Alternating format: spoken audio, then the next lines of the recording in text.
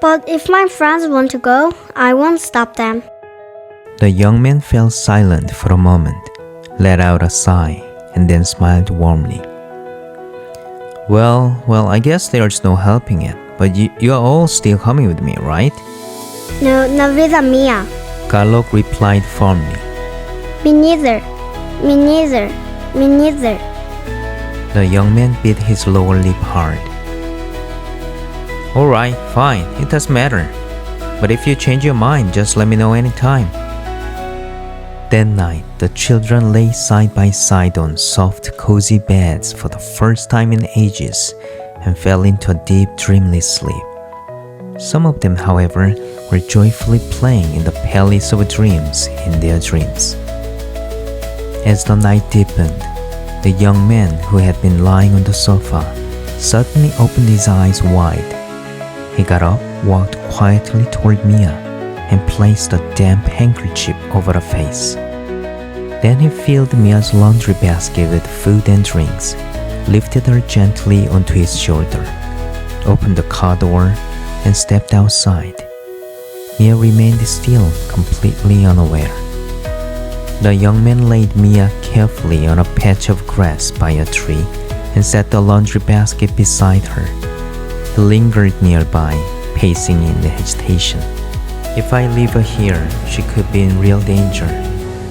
But in the end, the young man returned alone.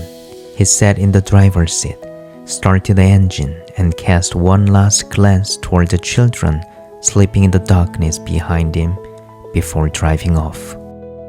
But in truth, even as he sped across the plains, he was tormented by self-loathing for leaving a small, fragile child alone in such a desolate place. Meanwhile, Tao had woken up the moment he heard the young man rise from the sofa.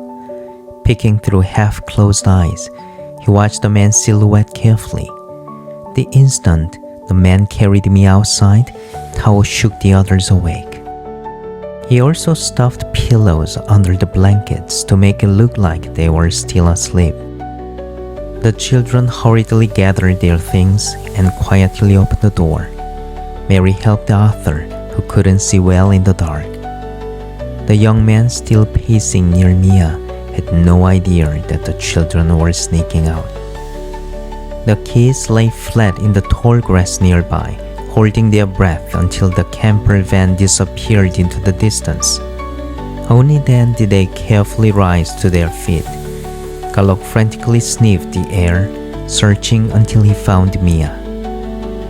The children shook Mia, trying to wake her, but she remained unconscious from whatever liquid had soaked the handkerchief. There was no time to panic. The young man could come back at any moment. They couldn't trust him anymore. With no other choice, the children pressed forward into the pitch-black night. Before long, they heard a rustling sound in the grass up ahead. Frozen with fear, they came to a halt. The sound grew louder, closer. Arthur reached into the laundry basket and pulled out a flashlight.